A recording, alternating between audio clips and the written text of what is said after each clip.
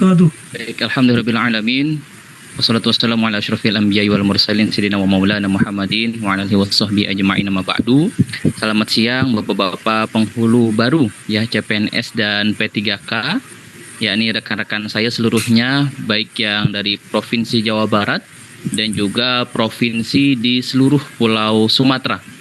Perkenalkan, saya Dwi Karyadi, CPNS Penghulu KUA Pancoran Mas, Kota Depok.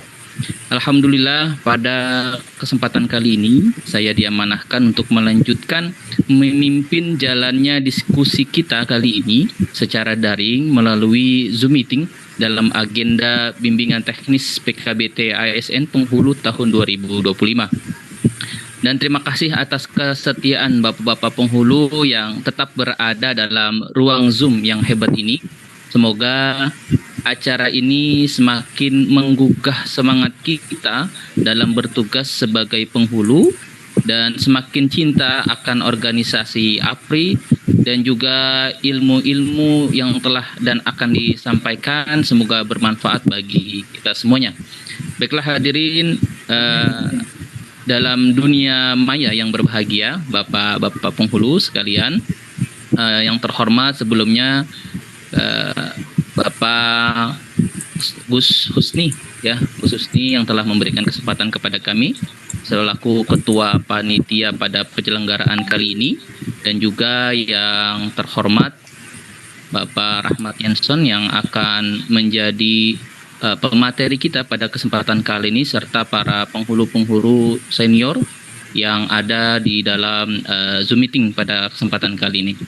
Baiklah, hadirin yang dirahmati Allah, di sesi 5 kali ini ya materi yang akan dibahas ialah materi kelima tentang regulasi kepenghuluan.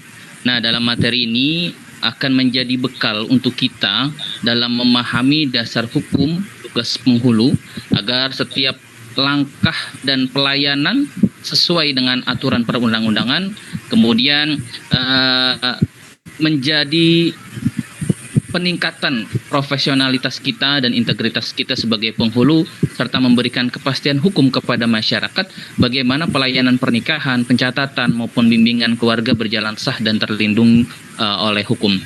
Baiklah, para penghulu sekalian, ya tidak berpanjang kalam, langsung saja kita dengarkan materi berikutnya tentang regulasi kepenghuluan. Sebelumnya kami coba konfirmasi apakah Pak Rahmat Yanson sudah hadir di tengah-tengah Zoom pada kesempatan kali ini. Ya, Pak, ya?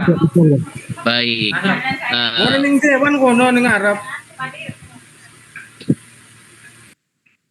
Aduh, ada yang bocor ya? Iya, sebentar ya. Syukron, bocor. Tolong dibantu untuk co-host yang lainnya. Baik, kita akan lanjut pada pembahasan kita pada kesempatan kali ini yang mengenai tentang regulasi kepenghuluan yang akan disampaikan oleh Bapak Dr. Andes Rahmat Yanson MH. Ya, singkatnya kami sampaikan mengenai biografi beliau, ya, bahwa Bapak Dr. Andes Rahmat Yanson MH adalah Ketua Bidang Hukum Pengurus Pusat APRI yang saat ini bertugas sebagai penghulu di Lampung. Dalam kegiatan beliau memang pada kesempatan kali ini beliau masih ada kegiatan di Palembang, sehingga beliau menyampaikan untuk materi pada kesempatan kali ini akan kami bantu terkait dengan share materi yang akan disampaikan oleh beliau.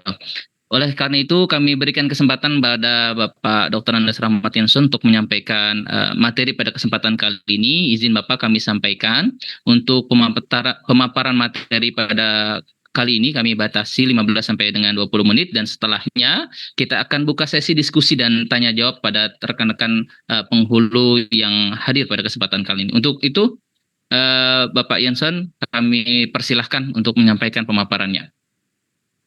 Siap, terima kasih. Assalamualaikum warahmatullahi wabarakatuh.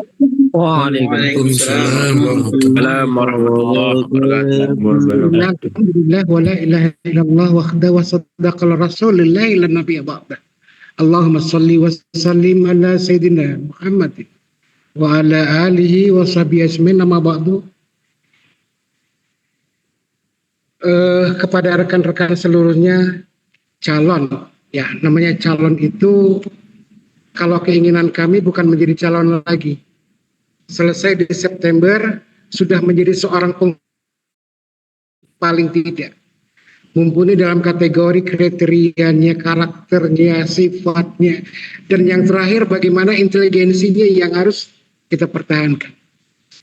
Jadi terima kasih untuk rekan-rekan calon penghulu dan P3K se-Jawa Barat dan se-provinsi se-Sumatera.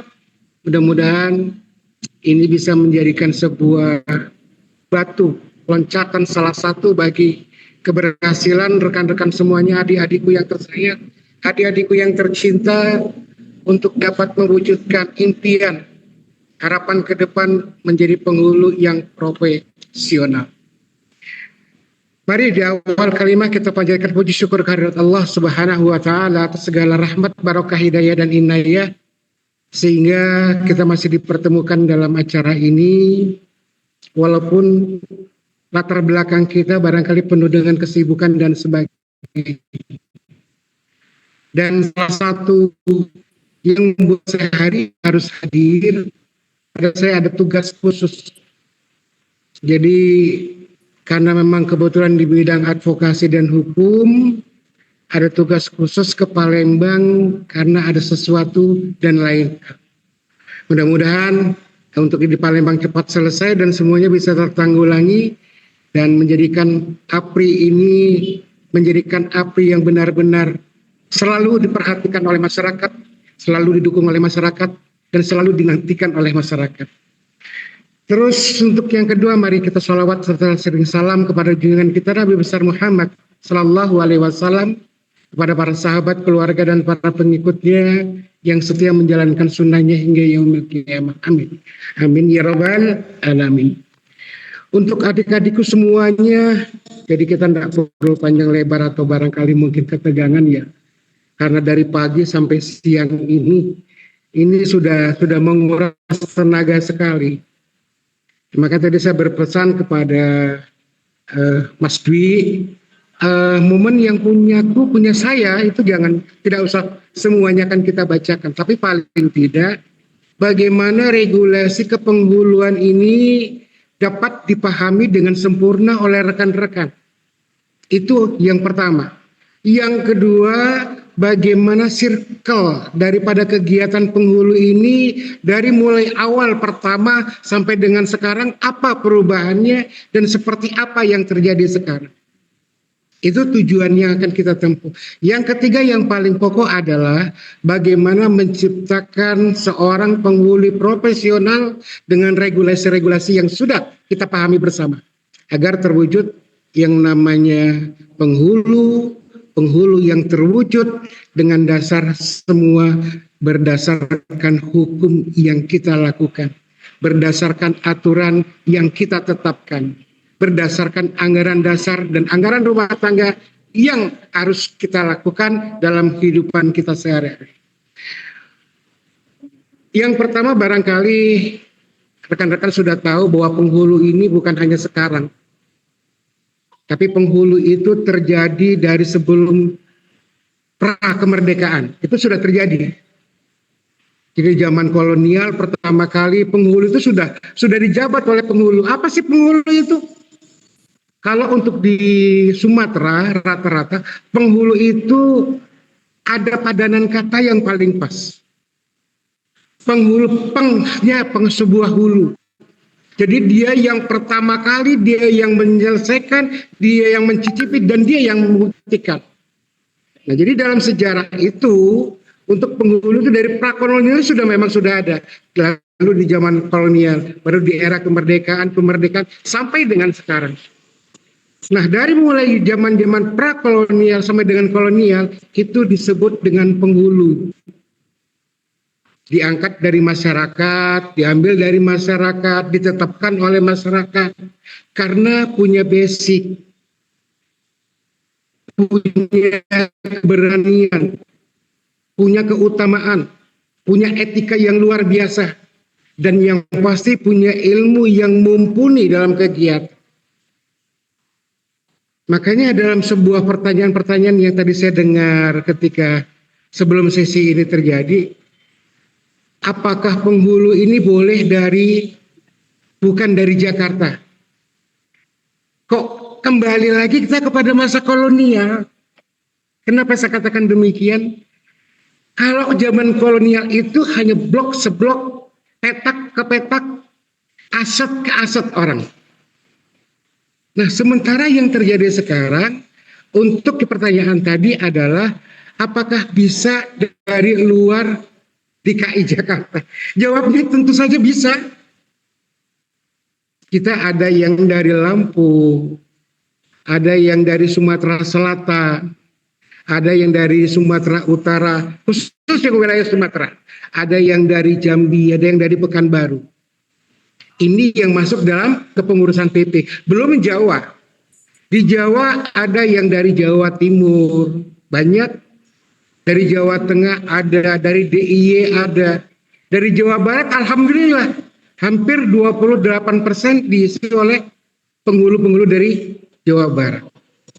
Dan kalau pun kita harus percaya, kita bisa lihat Gus Husni itu dari ujung timur daerah Kalimantan sana. Jadi pertanyaan tadi tolong kita skip bersama bahwa sekarang APRI berdiri untuk semua jamaah-jamaah, untuk semua penghulu, untuk semua rekan-rekan yang ada se-Indonesia.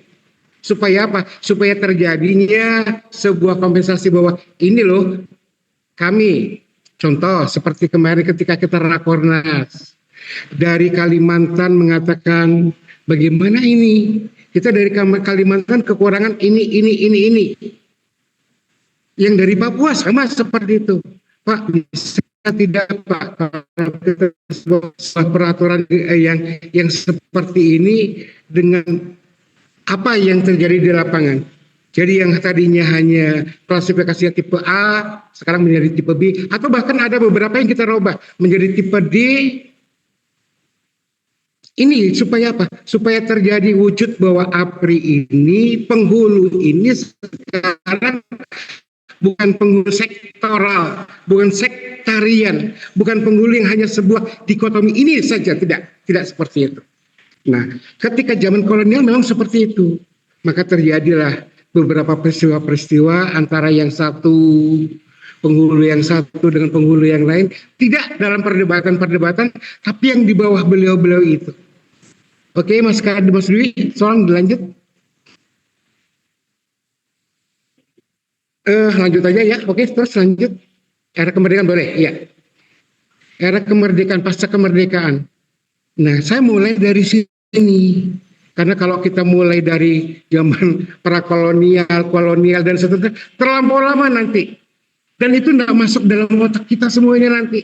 Dan insya Allah mudah-mudahan itu tidak keluar. Nanti yang akan ditanyakan untuk rekan-rekan penghulu, apa sih itu penghulu? Mau kemana dibawa penghulu? Seperti apa penghulu itu sekarang terjadi? Apa hasil-hasil yang diterima penghulu dan hasil-hasil yang dikeluarkan oleh penghulu? Jadi itu untuk rekan-rekan semuanya supaya lebih paham lagi. Saya tidak akan flashback ke belakang, tapi kita flashback ke depan pada era masa kemerdekaan sekarang terjadi. Jadi terbentuknya Kementerian Agama ditetapkan pada tanggal 3 Januari 1946. Nah, ini ada beberapa sumber yang terjadi. Hanya menurut kami, dari sumber-sumber yang ada sekarang ini terjadi, ya sudah. Kita mengambil satu sumber saja menurut R.M. Kafrawi, mantan Sekjen Kemenak RI, yang merupakan hasil kompromi antara teori sekuler, Kristen tentang pemisahan gereja dan sebagainya, Islam tentang penyatuan keduanya. Nah, pada zaman inilah terbentuknya Kementerian Agama dengan beberapa alasan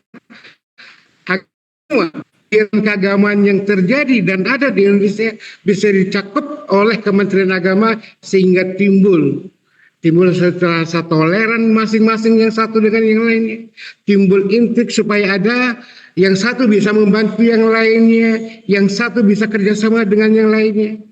Nah, terkait bidang tugas kepenghuluan sebagai tugas pencatatan perkawinan, di awal kemerdekaan pemerintah menetapkan Undang-Undang Nomor 22 Tahun 1946 tentang pencatatan nikah, talak, rujuk yang hanya berlaku di Jawa dan Sumatera dan Madura. Kemudian sesuai dengan Undang-Undang Nomor 32 Tahun 1954 tentang penerapan berlakunya Undang-Undang Nomor 22 Tahun 1946 untuk seluruh luar Jawa dan Madura, mencabut undang-undang dari Belanda. Karena undang-undang yang lama ditetapkan oleh Belanda ada maksud-maksud tertentu yang melemahkan kementerian-kementerian agama, kementerian-kementerian yang semuanya agar lebih pro kepada negara Belanda. Oke, dilanjut selanjutnya. Baru pada 20 tahun kemudian terbit Undang-Undang Nomor 1 Tahun 1974 tentang perkawinan. Untuk Undang-Undang Nomor 16 Tahun 2019. Saya berharap betul kepada adik-adik saya semuanya. Ini tolong dipahami betul, undang-undang kita yang pertama untuk penetapan ini. Itu Nomor 1 Tahun 1974. Dasar pembuatan semua, baik itu pelaksanaan pernikahan, pencatatan, akumulasi dan sebagainya, itu tertuang dalam Undang-Undang Nomor 1 Tahun 1974.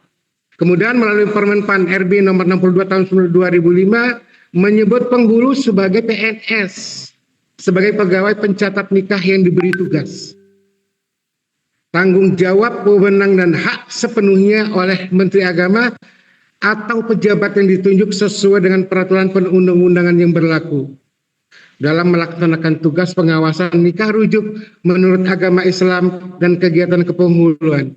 Lalu pada Permen PAN RB Nomor 9 Tahun 2019 sudah menyebutkan penghulu sebagai pejabat fungsional. Oke, lanjut. Jabatan fungsional adalah sebentar, oke. Kembali lagi, Kang Dwi. Satu lagi. Ya. Jabatan fungsional adalah sekelompok jabatan yang berfungsi dan tugas berkaitan dengan pelayanan fungsional yang berdasarkan pada keahlian dan keterampilan tertentu. Permen PAN RB Nomor 9 Tahun 2019. Jabatan fungsional penghulu adalah jabatan sebagai pegawai pencatat nikah atau perkawinan yang mempunyai ruang lingkup tugas, tanggung jawab dan wewenang untuk melakukan pelayanan dan bimbingan nikah atau rujuk, pengembangan kepenghuluan dan pengembangan bimbingan masyarakat Islam. Penghulu berkedudukan sebagai pelaksana teknis fungsional di bidang kepenghuluan pada Kementerian Agama dan merupakan jabatan karir. Jenjang jabatan fungsional penghulu terdiri dari yang pertama penghulu ahli pertama. Nah, ini masih kami masukkan untuk yang lama. Kenapa? Karena untuk rekan-rekan, untuk adik-adikku yang tersayang, tercinta semuanya, ini jabatan kita penghulu berdasarkan peraturan yang telah kita laksanakan kemarin. Tapi untuk berdasarkan peraturan yang terbaru sekarang, ketika latsar itu selesai, ada ujian, baru ditetapkanlah menjadi penghulu. Kalau kami di era kami sebelum ini terjadi, kami benar, kami masih calon penghulu. Dari calon penghulu, kami melaksanakan diklat calon penghulu, diklat kepenghuluan, diklat penghulu. Nah, baru dijabat untuk menjabat sebuah jabatan kepenghuluan. Setelah menjabat kepenghuluan, ketika memang kita belum melaksanakan prajabatan, kita harus melaksanakan prajabatan. Kita masih mendapatkan 80% dari gaji yang kita terima. Nah, nanti pada jabatan tertentu, setelah jabatan itu ada, baru kita difungsikan bahwa kita memiliki jabatan khusus sebagai jabatan ahli pertama. Nah, nanti ketika mau masuk ke ahli muda, ada lagi ujian, ada lagi diklat-diklat yang dilaksanakan. dan seterusnya sampai ahli madya, sampai ahli utama. Jadi untuk rekan-rekan sekarang, alhamdulillah, puji syukur kepada Allah Subhanahu wa taala, karena jabatan-jabatan yang sekarang ini masih tetap diterapkan, tetapi dalam kategori kegiatan itu masih tidak seperti yang dulu dilaksanakan. Misalnya calon penghulu, baru dia menjadi jabatan calonnya saja, baru menjadi penghulunya dan seterusnya. Itu tidak berlaku untuk sekarang. Jadi jabatan itu lebih diefisienkan oleh pemerintah, lebih diemaskan dalam kegiatan-kegiatan sehingga bisa menjadi seorang penghulu dalam waktu yang lebih singkat. Nah, makanya kemarin ini kita dari pengurus PP mencoba untuk mengadakan diskusi lah paling tidak, agar ketika nanti pelaksanaan Latsar ini selesai di bulan September, itu paling tidak rekan-rekan, adik-adik yang tersayang semuanya, itu sudah mempunyai satu penerapan, satu kaidah, satu ilmu yang kalaupun itu dikatakan nanti akan 100% tidak mungkin. Tetapi bisa diisi dengan kegiatan yang bisa sambil berjalan. Jadi untuk mendapatkan jabatan penghulu, salah satunya adalah ada sertifikat kepenghuluan yang di dalamnya berisi tentang seluk-beluk sebuah tata cara, sebuah ilmu, sebuah keinginan untuk bagaimana menciptakan seorang penghulu yang memang benar-benar mendapatkan keilmuannya, mendapatkan sebuah jati dirinya dengan keilmuan penghulu yang sebenar-benarnya. Permen nomor 9 tahun 2019, jabatan fungsional adalah kelompok jabatan yang berisi fungsi dan tugas berkaitan dengan pelayanan fungsional dan berdasarkan pada keahlian dan keterampilan tertentu. Permenpan nomor 9 tahun 2019, bab 1 ketentuan umum. Jabatan fungsional penghulu adalah jabatan sebagai pegawai pencatat nikah atau perkawinan yang mempunyai ruang lingkup tugas, tanggung jawab, dan kewenangan untuk melakukan pelayanan dan bimbingan. Ini sudah tertera semuanya ketika kita ada dari mulai calon penghulu seharusnya. Jadi semua kategori ini harus dipakai, diterapkan apapun yang terjadi. Ini adalah dasar-dasar kita semuanya. Oke, dilanjut.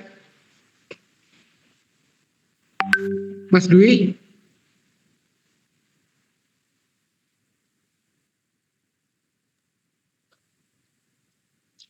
Tugas kepenghuluan.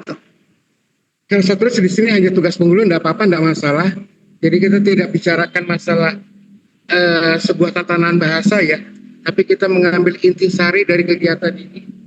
Tugas jabatan fungsional penghulu yaitu melaksanakan kegiatan pelayanan dan bimbingan nikah atau rujuk, pengembangan kepenghuluan dan bimbingan masyarakat Islam. Unsur tugas utama penghulu meliputi satu, pendidikan dan pelatihan. Nah, salah satu yang menjadi keahlian kita pada hari ini yang diterapkan oleh pemerintah dan yang dilaksanakan oleh PP APRI adalah pendidikan sekaligus pelatihan. Pendidikan sudah berlangsung dari kemarin-kemarin itu terjadi, sekarang pelatihannya dalam bentuk nanti akan diakomodir dengan sertifikat, ini yang dilaksanakan oleh PP APRI. 2, pelayanan dan bimbingan nikah dan rujuk. 3, pengembangan kepenghuluan. 4, bimbingan masyarakat Islam. 5, pengembangan profesi. Unsur tugas penunjang penghulu meliputi 1,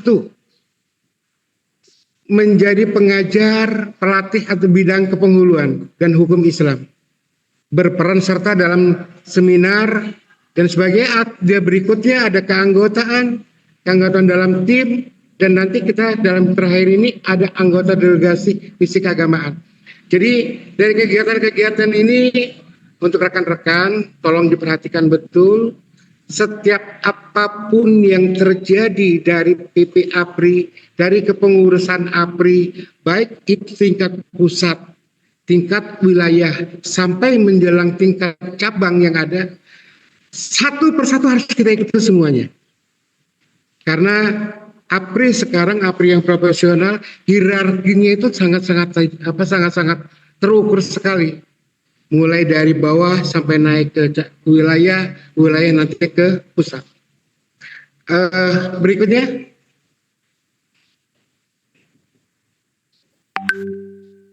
Mas Dwi, oke lanjut. Prosesi hukum penghulu. Dalam mindset kita harus terbangun bahwa penghulu adalah pejabat hukum. Pejabat hukum ini dengan menerbitkan hak khusus. Oke, dilanjutkan lagi. Terus, dilanjut lagi, Mas.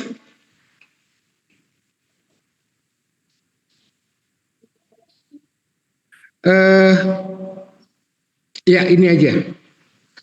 Jadi profesi hukum yang kita keluarkan dari kepenghuluan, kita ini adalah sebenarnya notaris. Dengan cara apa? Dengan cara kita mengeluarkan akte. Akte inilah akte yang merupakan bukti otentik sebuah pencatatan. Dan ketika ini terjadi sebuah pencatatan, maka terjadinya faktor yang berhubungan dengan hukum. Kita harus tahu persis, kita harus tahu benar bagaimana seperti apanya, supaya maka saya bermohon sekali, tolong dipelajari betul yang seperti ini. Jangan sampai nanti penghulu ditanya apakah ini memang sebuah faktor hukum atau tidak. Bagaimana seandainya ini terjadi dalam bentuk bla bla bla dan sebagainya. Atau bahkan barangkali seperti ya tadi pagi ada sebuah pertanyaan yang berhubungan dengan dikeluarkannya dari pengadilan agama bahwa akte cerai itu sekarang bukan dalam bentuk fisik. Nah sekarang bagaimana penghulu? Ya enggak usah enggak usah diproblemkan seperti itu. Karena ada wacana dari pengadilan agama itu bahwa ketika akte itu sudah dipergunakan tidak bisa lagi terhubung kepada jaringan-jaringan yang lain. Nah, jadi kepada rekan-rekan untuk pertanyaan seperti tadi itu jangan membuat kita sebuah penghulu menjadi sebuah traumatik. Jadi kan penghulu ini penghulu yang melankolis, penghulu yang ilmunya memang mumpuni dan bisa menjawab kegiatan semuanya itu. Kompetensi sosial kultural yang diukur dari pengalaman kerja berkaitan dengan masyarakat majemuk. Oke.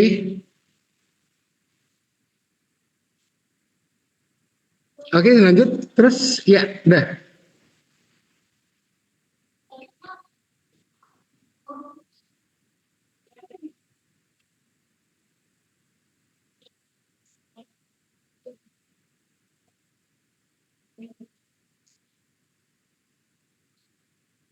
Ini yang kompetensi penghulu ya, Mas Di. Oke.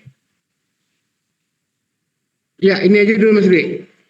Kebutuhan level kompetensi jabatan kepenghuluan. Kebutuhan level kecakapan penghuluan. Ya, ini aja dulu sebentar.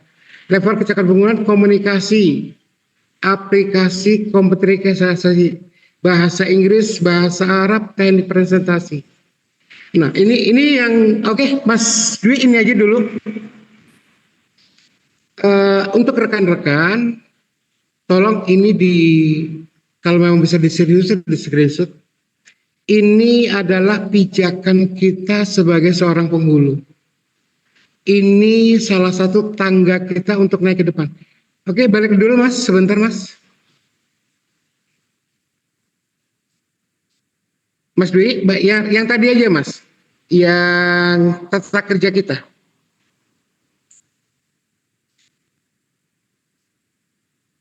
Enggak, terus yang tadi. Terus peraturan-peraturan yang kita pergunakan, Mas. Terus iya. Ini adalah peraturan yang kita pergunakan untuk pijakan kita bekerja. Ingat, kegiatan yang berpeluang untuk kepenghuluan tidak pernah satupun terlepas dari kegiatan-kegiatan hukum. Dan salah satu kebanggaan kita sebagai penghulu adalah satu-satunya di Kementerian Agama yang faktor undang-undangnya semua dibuat berdasarkan hukum. Jadi tolong nanti kepada rekan-rekan setelah pulang diperhatikan, ini ada PP 40 tahun 2010. Ini apa sih? Tolong dipelajari lagi. Setelah itu ada PP 11 tahun 2017. Seperti apa yang harus menjadi kegiatan itu? Ada PP 17 tahun 2020. Terus sampai dengan regulasi kepenguluan. Regulasi pertama ada Undang-Undang Nomor 22 tahun 1946. Undang-Undang Nomor 1 tahun 1974. Ketiga, keempat, dan kelima.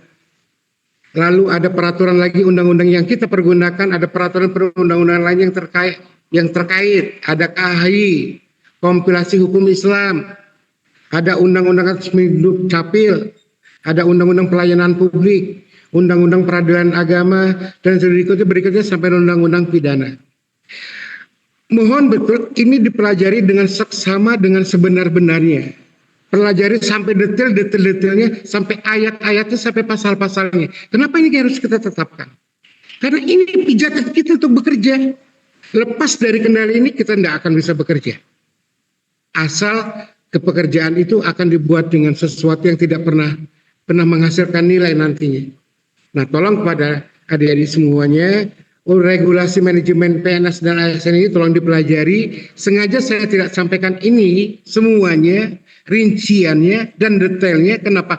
Karena ini bisa dipelajari dan mudah-mudahan bisa ini menjadikan jembatan kepada adik-adik untuk bisa lebih paham kembali apa itu penghulu, apa itu regulasi kepenghuluan, apa yang menjadi penyebab penghulu sehingga harus mempunyai faktor lagi seperti KHI dan undang-undang yang berikutnya. Oke, berikutnya.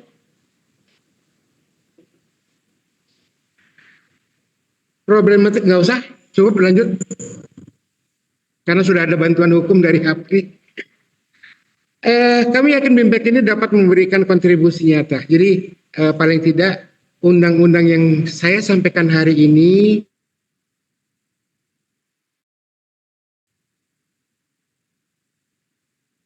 kebijakan bahwa kerja penghulu itu semua berdasarkan undang-undang, berdasarkan peraturan, berdasarkan lampu-lampu yang bisa kita gunakan semuanya. Jadi kami yakin BIMPEK dapat memberikan kontribusi nyata terhadap penguatan dan peningkatan kompetensi ASN, penghulu dan mendukung transformasi pelayanan di KUA. Secara signifikan merupakan pada aspek pelayanan nikah. Mulai hari ini lakukanlah perubahan dan teruslah meningkatkan kompetensi sebagai bentuk komitmen pengabdian profesionalisme profesi kita. Hadirkan hati dalam setiap memberikan pelayanan, jadikan kehadiranmu dalam setiap pernikahan sebagai bahagian dari ruh pernikahan itu sendiri. Untuk ini barangkali saya rekan-rekan saya tutup. Billahi taufiq wal hidayah. Wassalamualaikum warahmatullahi wabarakatuh. Waalaikumsalam warahmatullahi wabarakatuh. Terima kasih kepada Bapak Rahmat Yenson terkait dengan paparan materi terkait dengan regulasi kepenghuluan. Untuk itu kita masuk ke dalam sesi tanya jawab diskusi kita pada kesempatan kali ini. Untuk itu kami berikan kesempatan buat teman-teman seluruhnya yang ingin bertanya, raise hand terlebih dahulu. Sebentar Mas, ini satu putaran. Nanti tolong sampaikan dengan rekan-rekan, ini kita tidak banyak ya, karena waktu ini sudah menjelang asar untuk di daerah Indonesia bagian timur, jangan sampai kini tertumbur untuk yang lain-lain. Jadi kalaupun pertanyaan kita masalah faktor-faktor ini saja dulu yang kita bahas. Oke, makasih. Baik, seputar apa yang sudah disampaikan oleh narasumber kepada penanya yang pertama, kami persilahkan untuk Pak Jenny ya. Pak Jenny silahkan, apa yang ingin ditanyakan kepada Bapak Yenson. Baik, Assalamualaikum warahmatullahi wabarakatuh. Waalaikumsalam warahmatullahi wabarakatuh. Para narasumber, moderator yang saya hormati, perkenalkan nama saya Jenny dari KUA Kecamatan Mangunjaya, Kabupaten Pangandaran, Pak. Iya. Sebelumnya saya ucapkan terima kasih, alhamdulillah saya secara pribadi bisa ikut gabung dalam keluarga besar APRI, Asosiasi Penghulu Republik Indonesia. Terima kasih Pak, alhamdulillah. Untuk pertanyaan yang saya ajukan Pak di sini, hanya satu pertanyaan saja tentang jabatan fungsional penghulu Pak, yang di Permen nomor 9 tahun 2019. Kami dari P3K Pak, ini di sini kan ada empat tingkatan ya Pak, dari mulai ahli pertama sampai utama. Itu untuk P3K apakah bisa, dari sekarang kan kami menjabatnya sebagai ahli pertama Kak. Nah, untuk P3K apakah bisa naik menjadi ahli muda, ahli mada, dan ahli utama? Mungkin itu aja Pak. Terima kasih. Assalamualaikum warahmatullahi wabarakatuh. Ya, untuk yang ini saya tidak bisa menjawab, bukan tidak bisa. Pertanyaannya ini sedang kita buka antara PP APRI dengan yang membuat regulasi kemarin ini. Karena ada satu sisi bahwa yang P3K itu tidak bisa apa-apa, tidak bisa naik jabatan, tidak bisa dia untuk membuat sesuatu yang lebih daripada kegiatan-kegiatan itu. Nah, daripada ini saya jawab, lebih bagus tidak saya jawab dulu. Karena kembali kepada sosial yang tadi kita bicarakan, kita berbicara tentang faktor hukum. Jangan nanti kita berbicara, oh bisa, ternyata tidak bisa. Kita katakan tidak bisa, ternyata bisa. Nah, untuk beberapa mungkin yang perlu saya sampaikan, dari kaidah kemarin yang terjadi di pertemuan kita dengan Direktur Bimas Islam kemarin ini, bahwa pembedaan antara yang CPNS dengan yang P3K itu tidak ada beda sama sekali. Yang dibedakan hanya mereka berdua ini tidak boleh melaksanakan kepenghuruan sebelum dinyatakan sudah dalam kategori 100%. Nah, jadi jawabannya itu ya Mas ya, yang dari Pangandaran. Ini tidak kita jawab dulu karena saya ingin menjawab itu sesuatu yang memang pas dalam kegiatan ini. Jangan nanti kegiatan ini justru malah membuat sebuah kekacauan lagi nanti. Apalagi nanti memang saya buatkan pertanyaan-pertanyaan supaya jangan mengarah kepada hal yang seperti itu. Nah, insya Allah mudah-mudahan dalam beberapa hari ini kesimpulan-kesimpulan itu bisa didapatkan untuk semua yang melaksanakan diklat. Terima kasih, barangkali itu dulu. Yuk lanjut. Baik, lanjut pertanyaan berikutnya. Untuk pertanyaan dari Bapak Muhammad Rafi ya, yang tadi yang pertanyaan pertama kita skip dulu karena itu memang penentu regulasi dan juga kebijakan ada di ranahnya kementerian. Silakan untuk yang pertanyaan berikutnya dari Bapak Muhammad. Ya, terima kasih. Terima kasih Bapak Moderator. Yang saya hormati Bapak pemateri. Perkenalkan Pak, izin semua. Perkenalkan, nama saya Muhammad Rafi, penghulu KUA Kecamatan Mendahara, Kabupaten Tanjung Jabung Timur, Provinsi Jambi. Baiklah Pak, terkait yang ingin saya tanyakan tentang regulasi ke penghulu. Ini Pak, di daerah kami ini banyak ataupun masih sering terjadi nikah siri. Dan pelakunya ini mantan penghulu yang sudah pensiun ataupun petugas-petugas KUA yang telah pensiun. Bagaimana Pak menurut pandangan Bapak, dan apa sih yang sebenarnya harus yang kami kerjakan ataupun kami sikapi akan hal ini Pak? Terima kasih. Mas Dwi, tolong ulang kembali Mas Dwi. Tadi ada kendaraan yang lewat tadi. Allah. Baik. Siap. Izin Baik Pak. Jadi pertanyaannya tentang nikah siri yang masih sering terjadi di daerah Bapak Penghulu untuk menyikapi hal tersebut. Itu Pak, kurang lebih. Oke. Untuk yang paling cepat kita lakukan dari PP APRI, kita tidak mengakomodir hal yang demikian, ya. Jadi ya namanya masyarakat. Dan apalagi sekarang fenomena pernikahannya sudah hampir turun 30% sekarang. Inilah ketetapan dari Kementerian Agama yang disampaikan oleh Menteri Agama, kita adakan gas nikah. Jadi menikahkan yang tidak mempunyai sebuah pencatatan bagaimana seperti apa dan seperti apa. Nah, langkah pertama yang akan diambil APRI tidak negosiator dengan masyarakat, tapi kita negosiator dengan para pembuat keadaan, pembuat hukum yang ada. Kita akan mencoba kerjasama dengan pengadilan agama kita akan mencoba, bukan mencoba, ini sedang dengan Dukcapil kita membuat dengan Pemda-Pemda yang ada. Nah, untuk apa? Untuk menetapkan yang tidak punya ketetapan-ketetapan selama ini supaya menjadi ketetapan yang ada. Dibentuklah sesuai dengan program dari Kementerian Agama yang disampaikan oleh Menteri Agama bahwa gas nikah ini insya Allah mudah-mudahan bisa menjadikan salah satu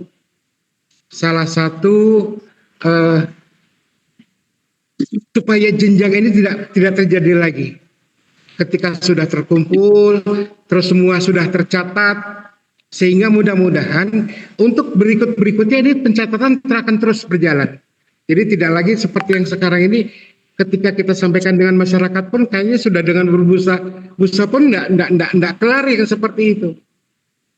Makanya disampaikan dengan masyarakat, sekarang ada gas nikah, bang begini-begini, bentuknya seperti ini, landasannya ini, kamu semuanya mempunyai faktor hukum. Nanti akan diberikan ini, dan sebagainya. Jadi kalaupun toh, misalnya kita harus menyampaikan ke masyarakat secara face to face, belum akan bisa seperti itu. Nah, salah satu untuk menjembatani ini, nanti rekan-rekan semuanya, ada penetapan kita dari PPAPRI kerjasama dengan ISQ.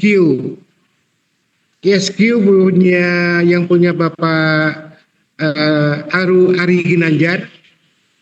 Jadi akan mencoba membuat kepenghuluan ini. Jadi person-personnya itu memahami dengan inteligensi yang dipunya dalam bentuk talent DNA. Jadi rekan-rekan nanti kalau memang sudah bertugas bisa menyampaikan dengan PC barangkali atau mungkin dengan PW sekaligus, Pak tolong kirim saya untuk bisa mendapat Ari Ginanjar dalam bentuk talent DNA. Talent DNA bagaimana? Ya talent yang berhubungan dengan DNA kita, dengan pemikiran-pemikiran yang kita punya. Sehingga faktor yang paling utama adalah faktor psikologis di dalamnya. Supaya apa? Supaya kita memahami seperti apa dari kedua pihak ini, apa perbedaan yang sangat mencolok, apa persamaan yang bisa kita hidupkan keduanya. Sehingga diharapkan dalam sebuah perkawinan itu bisa tumbuh saling harga menghargai satu dengan yang lain. Bisa tumbuh saling empati antara yang laki-laki dengan yang perempuan. Dan seterusnya kita berjalan. Jadi untuk pada pertanyaan tadi, apa yang harus kita lakukan dari ASN penghulu yang ada? Ya kita sementara sabar dulu. Sabar sembari menunggu regulasi yang dibuat oleh PP dan dari Bimas, apa yang harus kita lakukan. Insya Allah mudah-mudahan dalam minggu ini kita bisa laksanakan seperti itu. Ya itu pertanyaannya Mas ya, jawabannya sekaligus. Makasih. Izin Pak, ini yang tadi saya sampaikan tadi itu Pak, itu maksudnya pelaksananya itu dari pensiunan kita Pak, dari pensiunan KUA gitu. Nah, maksud saya tuh regulasi apa? Apakah ada regulasi yang memberikan etik ataupun sanksi administrasi terhadap penghulu ataupun pensiunan itu Pak? Karena yang pelaksana itu pensiunan Pak. Oh izin Pak Jenson, itu yang melakukan itu yang sudah pensiun Pak Jenson. Oh iya. Tanahnya polisi itu sudah penjarakan tuh. Gus ini mengambil jalan singkatnya padat betul. Sekarang saya tidak akan jawab itu ya. Maaf, saya tidak akan jawab. Kenapa? Karena itu harus kita bahas, itu kita lihat 1, 2, 3, 4, 5 dan seterusnya. Jangan sampai jawaban ini justru malah membuat 1, 2, 3 malah menjadi satu lagi kembali. Oke, khusus ini saya tidak akan jawab itu Mas ini. Jadi kita lihat dulu seperti apa supaya hasil yang kita sampaikan itu memang benar-benar hasil yang paling sempurna. Terima kasih. Baik Pak Enson, ini waktu menunjukkan jam 3, mungkin di waktu Indonesia Timur sudah masuk asar ya. Sebenarnya diskusi kita pada kesempatan kali ini semakin menarik dan semakin bertanya-tanya banyak hal terkait dengan regulasi kepenghuluan. Namun ketika itu, apakah masih ada waktu untuk jawab pertanyaan dari teman-teman? Kalau menjawab, kayak kita siap ya. Hanya untuk rekan-rekan nanti takut ya terbut-tembur dengan asar. Ini asar ini yang kita tunggu masalahnya. Baik, Kalau satu memang bisa, pertanyaan. oke boleh siap. Pak ya, satu pertanyaan lagi dari Bapak Saifuddin. Saya lupa. Izin, Assalamualaikum warahmatullahi wabarakatuh. Waalaikumsalam warahmatullahi wabarakatuh. Izin memperkenalkan diri, nama Saifuddin, CPNS Penghulu dari Waikanan, Lampung, Pak. Oke, siap. Ya, izin bertanya Pak terkait tadi regulasi.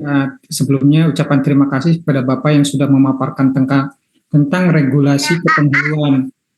Ini izin bertanya Pak, karena saya ini sebagai CPNS dan kawan-kawan juga ada, bagaimana menindaklanjuti sekiranya kita ini kan masih CPNS, belum bisa menikahkan. Tapi kita seandainya di lapangan ini tertumbur, karena penghulu ini terbatas ya Pak di KUA. Sedangkan seandainya ada kejadian di lapangan ini yang menikah, perharinya ada 5 tuh Pak. Sehingga di masyarakat ini kan kadang nggak mau tahu. Mereka daftar 1 hari 5, terus kita misalnya diminta oleh pimpinan atau kepala KUA untuk mewakilkan melakukan pencatatan nikah atau melakukan tugas kita sebagai penghulu, sedangkan kita ini masih CPNS gitu. Kiranya tanggapan seperti apa Pak? Apakah kita menuruti pimpinan ataupun kita menyampaikan bahwa kita ini belum bisa melaksanakan tugas? Begitu Pak, izin. Mungkin itu, terima kasih pada Bapak. Assalamualaikum warahmatullahi wabarakatuh.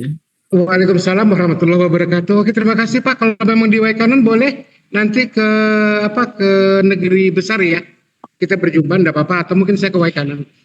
Jawabannya gampang dan sangat singkat karena itu sudah regulasi. Siapa yang menetapkan regulasi? Bimas Islam. Nah, ketika regulasi ini dibuat tentu sudah ada faktor-faktor hukum yang terjadi. Jika seandainya dan seterusnya. Nah, untuk kita kemarin menjadi seorang penghulu saja kita sudah bisa lama untuk melaksanakan seperti ini. Kenapa sih? Sampai menunggu bulan September aja tidak cukup waktu kita. Nah, harapan saya begini. Sembari ini untuk melaksanakan kegiatan sampai dengan bulan September menjadi ASN, jadi C-nya hilang, calonnya hilang. Saya berharap tolong dipelajari benar-benar tugas, fungsi tugas pokok. Supaya apa? Supaya jangan sampai terjadi kok yang itu bisa melaksanakan, kok saya tidak. Banyak cara kita untuk melaksanakan seperti itu. Dengan apa? Untuk yang calon-calon penghulu ini diusahakan. Tahu dulu. Pertama dari pencatatan. Lihat NB yang ada sebagainya dan sebagainya. Lihat semua. Dari pencatatan selesai, ikut dengan penghulunya melaksanakan kegiatan itu. Ikut misalnya dalam sesi sebuah akad perkawinan yang dilaksanakan di lapangan, di masjid, di rumah dan sebagainya. Ikuti aja dulu. Sampai hanya tinggal berapa hari lagi, insya Allah mudah-mudahan amin ya rabbal alamin, di September Anda sudah menjadi PNS. Amin ya rabbal alamin. Amin. Jadi tidak perlu lama-lama lagi. Jadi Mas, gitu ya Mas ya. Tidak perlu kita untuk menunggu-nunggu. Jadi yang sebentar ini ya tolong dimaklumi aja. Karena memang regulasinya sudah seperti itu. Ya Pak. Sekian, barangkali itu aja. Monggo dilanjut kembali. Kita tutup bersama. Baik, ini sudah di penghujung acara pada sesi kelima ini Pak Jensen. Untuk itu kami mohon closing statement dari Pak Jensen terkait dengan regulasi ataupun hal yang berkaitan pada kesempatan kali ini. Oke, terima kasih untuk rekan-rekan semua P3K dan calon penghulu. Pesan kami itu dari closing ini hanya satu sebetulnya. Niatkan semua berdasarkan hati dan nurani kita berjalan. Terus pelajari kaidah-kaidah yang menjadi penunjang kita, baik itu penunjang berdasarkan peraturan pemerintah, berdasarkan PMA, berdasarkan cuklat, berdasarkan cuknis, semua kita pelajari perlahan aja lah. Nggak usah harus buru-buru dan semua harus tahu. perlahan dengan pasti kita pelajari sikap untuk kita bisa memahami itu semua dengan belajar untuk melaksanakan kegiatan-kegiatan kita. Dan mudah-mudahan September selesai, Anda menjadi PNS bisa menciptakan sebuah penghulu yang memang mumpuni, paling tidak kredibilitas kita akan dilihat. Karena penghulu sekarang berbeda dengan penghulu yang dulu. Penghulu